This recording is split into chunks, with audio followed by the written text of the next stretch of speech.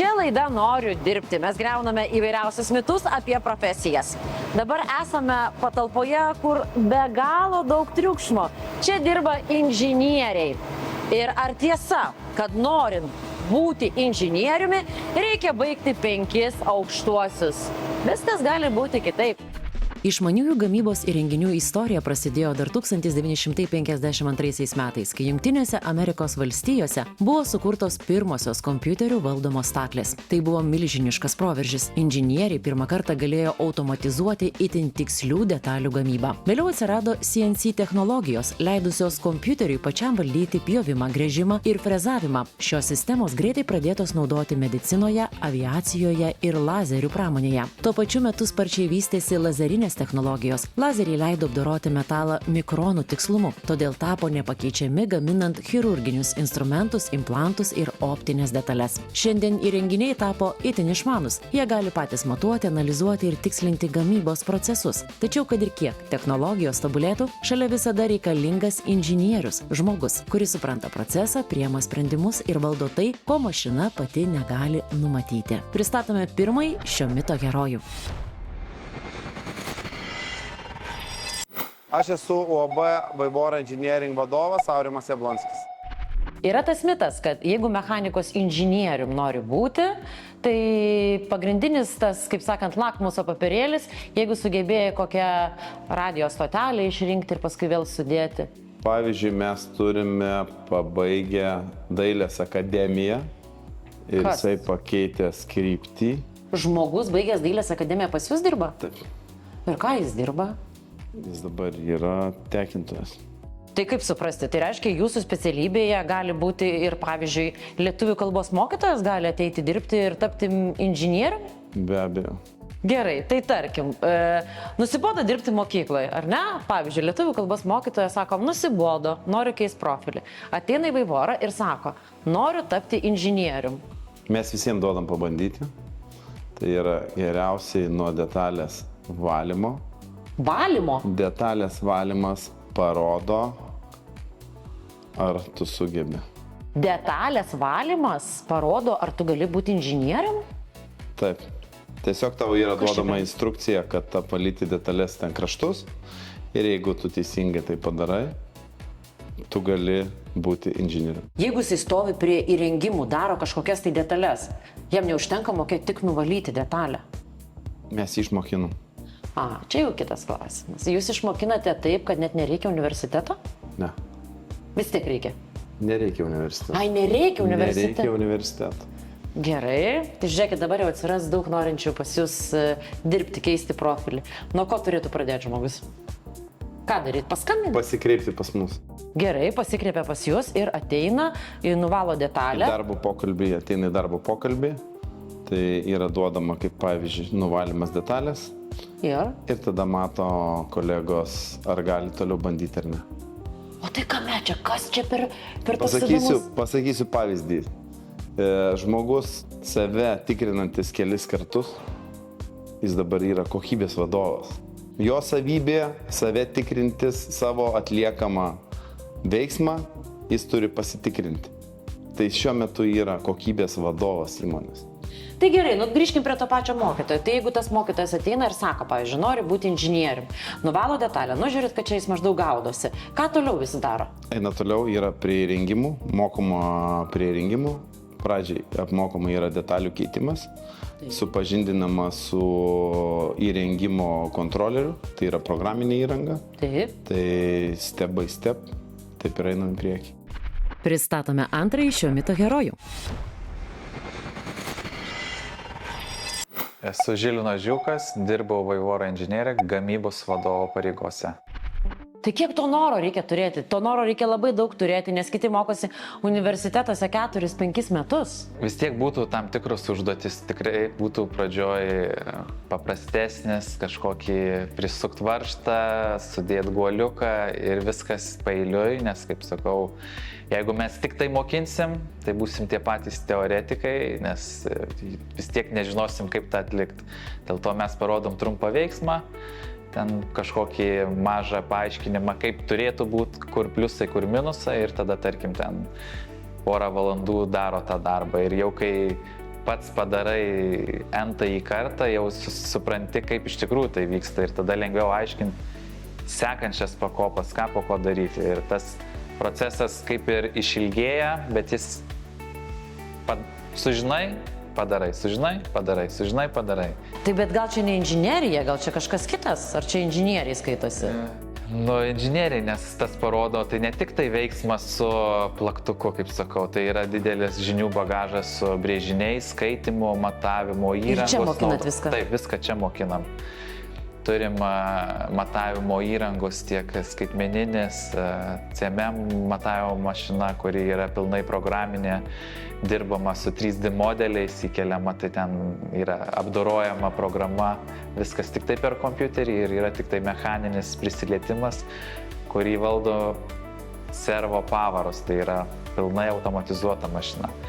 Bet supratimas žmogaus, brėžinių skaitimas vis tiek turi būti, kaip sakau, techninis dalykas, nes... Per praktiką, ar ne? Per praktiką, taip. Vis tiek tie brėžinių skaitimai prasideda su rankiniais matavimų prietaisais, kad suprast, kaip tą detalį, jeigu tu nepačiupini, tai dažniausiai nežinai, iš kurios pusės prieiti, kaip pamatuoti, kaip ją laikyti, kartais irgi yra svarbu. Pavyzdžiui, štai šis jūsų darbuotojas, ar ne? Kuo vardu? Rokas. Rokas. Nuo ko pradėjo Rokas? Pradėjo nuo starto, kaip ir minėjau, nuo detalių valymo. Nuo nulio? Visiškai nuo nulio. Kiek metų dirba jau? Dabar 8. 8 metai. Taip. Ir kokia jo istorija, pavyzdžiui? Ką jis dabar daro? Ką jis prie šių staklių daro? Šiuo metu, pagal detalę, kiek žinau, detalė yra iš titano. Yra naudojama medicinos pramoniai. Taip. Jis gamina didelio tikslumo detalę šiuo metu. Ir čia reikia tą detalę pagaminti, reikia labai daug žinių.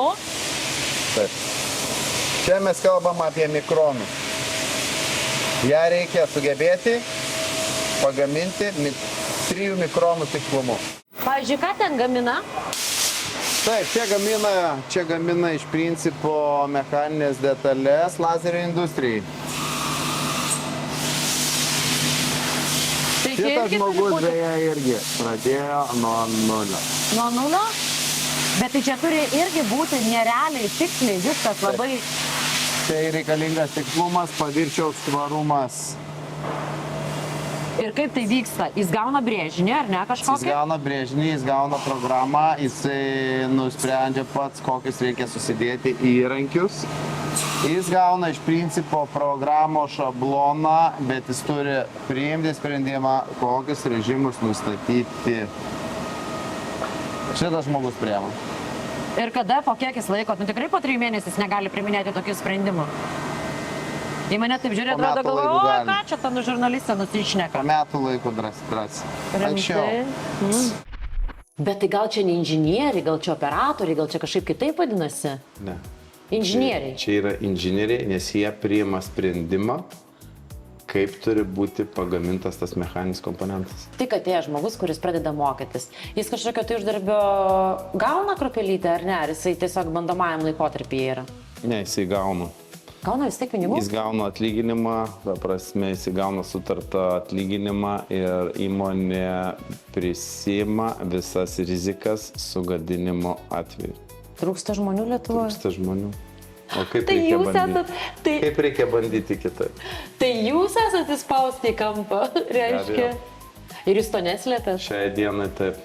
Jau yra, matau, norinčių keisti, jaučiu tiesiog per ekraną, jaučiu norinčių keisti specialybę. Kiek šiuo metu jums trūksta darbuotojų? Vat kiek jūs galėtumėte realiai priimti šiuo metu? Tai mūsų planas, kai turėsim antrą gamyklą, tai 70 žmonių ieškos. Jeigu jums atsidarius naują gamyklą, kokia mieste bus? Jonava. Jonavoje, ar ne? Reikės apie 70 dar naujų inžinierių, ar ne? Bet jeigu jūs juos visus nuo nulio mokote, tai įmonė labai brangiai kainuoja. Kainuoja brangiai, bet nekalbant vieną apie inžinierių, tai reikės lygiai taip pat sandėlininkų, tai bus įrangos surinkėjai. Nemaža dalis žmonių, ne tik kalbant, kad apie mechanikus. Sudarys tai lygiai taip pat, prasme, ir ofiso žmonės. Tai čia jau kas yra? Čia jau yra ta pagrindinė kokybės kontrolė, Čia yra ne? kokybės kontrolė, kur detalės po gamybos, po pirminės patikros Štenai, tai- atkeliauja čia. Ir jos ką yra- daro? Va? Čia, va, žiūrėk, čia valosi to popieriuko, ne? Yra Čia- valoma, yra matuojama kalibrais, matuojama matavimo mašina, kad atitiktų brėžinį, tai yra instrukcija. Pavyzdys, mes šitą detalę kiekvieną čiupinėjom ir kiekvienas Šitą detalės yra Meluoja. nuvalomas. Taip. Yra atliekama inspekcija, taip. Čia lygiai taip pat medicinos pramonė. Taip. Čia yra komponentas įrangos, kur atliekama dializė, tiesioginis sąlytis su kūnu. Bet ar jūs nesudarote kažkokių tai sutarčių? Aš taip įsivaizduoju, jeigu tu investuoji į naują Sutarčių negalima net sudarinėti. Kodėl Jis ne? laisvas paukštis. Tai jūs mane Ne vienas, investuojate. taip, ne vienas yra išėjęs, ta prasme, metai, du ir ta prasme taip išėjai. Jūs dabar kasate savo duobę. Ateis pas jūs, jūs investuosit, į žmogus viską išmoks ir gali išeiti pas konkurentus. Taip mes žinom tą koeficientą, taip ir yra. Bet ateina ir iš konkurentų. Turim taikyti prie pasaulio. O kas pasaulyje vyksta? Niekas dirbti nenori. Va, čia tai jo. O tai jeigu aš būsiu inžinierium, ateis išmoksiu per 3 mėnesius, tai man dirbti reikės. Bet čia įdomus darbas. Mm. Ir jūs galite priimti sprendimą patys. Taigi, dar kartą paneigėme mitus apie šią profesiją. Nereikia visko mokėti nuo pirmos dienos. Svarbiausias smalsumas, noras mokytis ir drąsa nuolat tobulėti.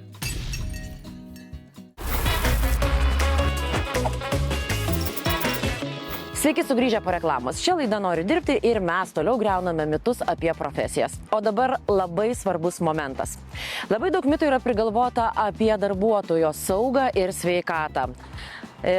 Darbdavys nesirūpina savo darbuotojais arba darbuotojai neklauso, negali atsitikti kažkokių nelaimingų atsitikimų. Žinokite, tai yra mitai, daug mitų ir mes juos tuoj bandysime paneigti. Darbuotojų sauga ir sveikata pradėjo formuotis XIX amžiuje per pramonės revoliuciją, kai žmonės masiškai pradėjo dirbti gamyklose. Darbo sąlygos tada buvo labai pavojingos. Ilgos darbo valandos, nesaugus įrenginiai ir dažnos traumos. Laikui bėgant atsirado pirmieji įstatymai, skirti apsaugoti darbuotojus, o vienas svarbiausių pokyčių Europoje įvyko 1989 metais, kai buvo priimtos bendros darbuotojų saugos taisyklės, numatančios, kad darbdavys privalo rūpintis žmogaus saugumu ir sveikata darbe. Pristatome mito herojų.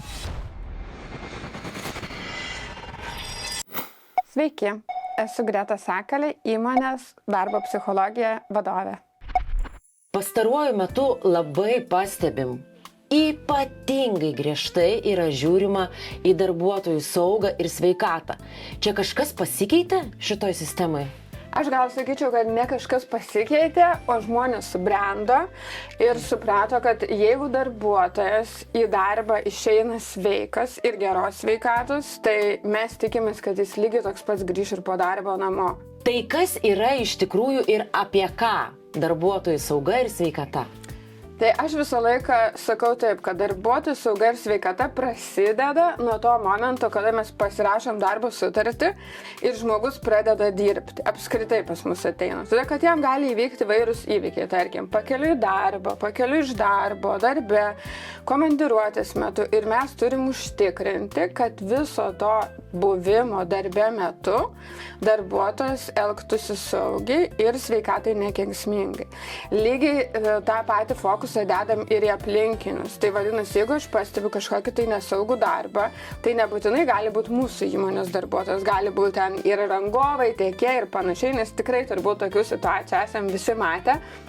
Man dažnai ir mūsų darbuotojai siunčia ten nuotraukas, kaip statybininkai dirba ant stogų, tarkim, arba ten neprisirišia ir sako, Greta, arčiok. Tai aš jau suprantu, kad jeigu manęs klausia, ar čia yra gerai, tai kad jau mes esam juos edukavę ir jie turi bent jau bazinės žinias, kas yra gerai ir kas yra negerai. Ir jau jeigu jie patys įsitraukia, o taip dažniausiai būna, tai mano širdis tai labai džiaugiasi.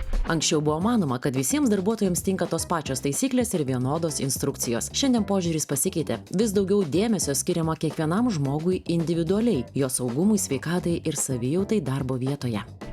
Mes visi skirtingi, mūsų emocinis sveikata skirtinga, Ypatingai emocinė. Pagaliau mūsų ten fizinės galimybės skiriasi, ar ne, vienas aukštesnis, kitas žemesnis, atsiranda ir darbo vietų kitokių, ten su kilnojamais stalais ir panašiai.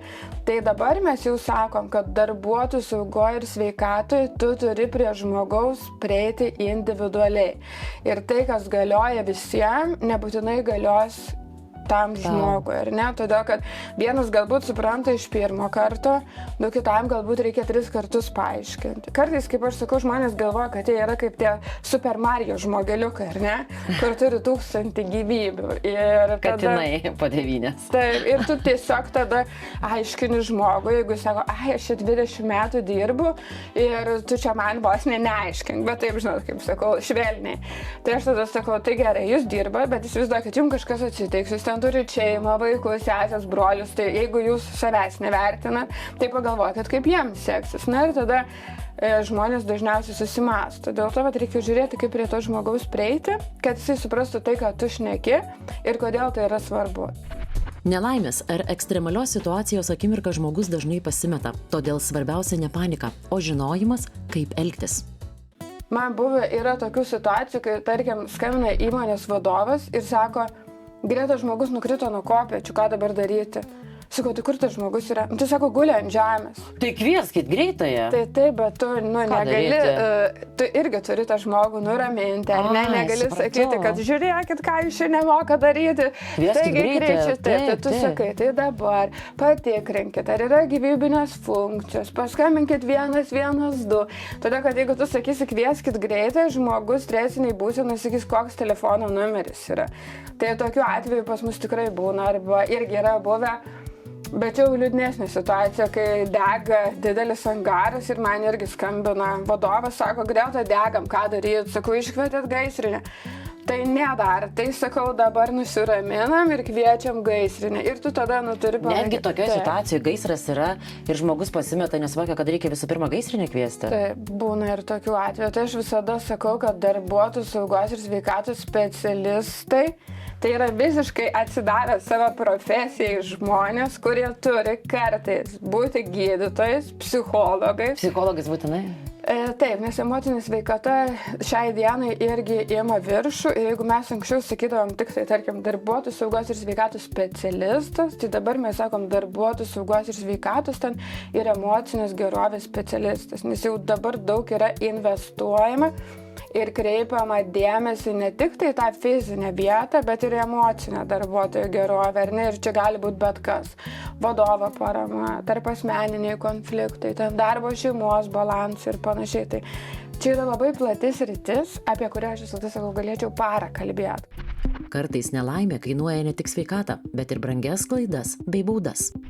Aš visada sakau, jūs norit švelniau ar norit griežčiau, ar ne? Tai jeigu griežčiau, tai visada susimąsto. Tai baudos gali būti įvairios, nuo administracinės iki baudžiamosios atsakomybės. Tai va čia jau baudžiamosios atsakomybės, jau turėjo išgirsti. Taip, ir tada jau kaip pasakai, jeigu kažkas atsitiks, žmogus ten nebus aprengtas ar nebus patikrinta sveikata, tai sakau, mes su jumis keliausim į prokuratūrą. Sakau, ne, aš tai nenoriu. Sakau, tai tada susitvarkom taip, kad mums nereikėtų ten susitikti, ar ne, o susitiktume tik tai gražiam aplinkybėm.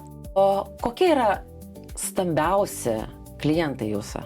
Tai turbūt vienas iš didžiausių klientų, tai yra Telia Lietuva. Ir ten tikrai yra daug rizikų ir tu juos turi apsaugoti nuo to momento, kada tu pradedi darbus arba ateini pas klientą, ar ne, iki to, kaip tu jau išeini iš to kliento. Tai visais atvejais, kas yra labai smagu, tarkim, kad Telijos darbuotojų sauga ir sveikata tikrai yra pasiekus tam tikrą inovacijų lygį. Bet žinokit, aš matau, atsiprašau, kad pertraukiau, aš matau Teliją ir apie jų požiūrį į tą patį žiūrovą. Į daug aš matau, kad kultūra yra labai aukšto lygio. Tai turbūt čia priklauso nuo to, kaip tu pas ten viduje, ar ne, taip ir transliuoji. Taip, ir tarkim su vadovais, tenai tai nebūtinai yra aukščiausio lygio vadovai, ar ne, tai gali būti ir žemesnio lygio vadovai, tai mes netgi turim ketvirtinius susitikimus, bet kaip sako, iš kur jiems žinoti, tai jeigu tu jiem nepapasakosi, nepristatysi, bet žmonių kalba, ar ne, tai jie ir nežinos, tarkim. Lietuvoje yra tokia higienos norma darbas su video terminalu. Aš dabar jums ir daug kas man sako,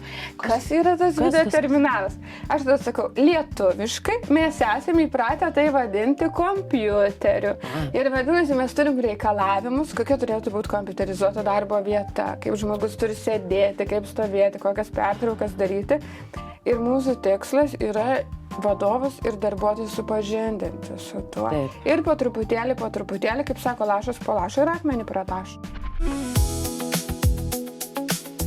O kaip iš tikrųjų yra gyvenime? Tai galit popierių daug visokių rašyto, gyvenimas yra gyvenimas. Žinot, Rasita, aš visada sakau taip, kad kada pamatai realias pasiekmes, tada tu supranti, kad ne popierius yra svarbiausias, o ne dokumentas, o žmogaus sveikata ir gyvybė. Taigi, mitas, kad šioje srityje per daug taisyklių, tikrai paneigtas. Dažnai būtent jos padeda išsaugoti tai, kas svarbiausia. Dėkojame savo draugams. CV Online – tai ne tik darbo skelbimų portalas, bet ir stiprus personalo paieškos, atrankos ir įvertinimo paslaugų teikėjas, kuris stengiasi būti geriausiu partneriu darbdaviams, ieškantiems darbo ir darbuotojams.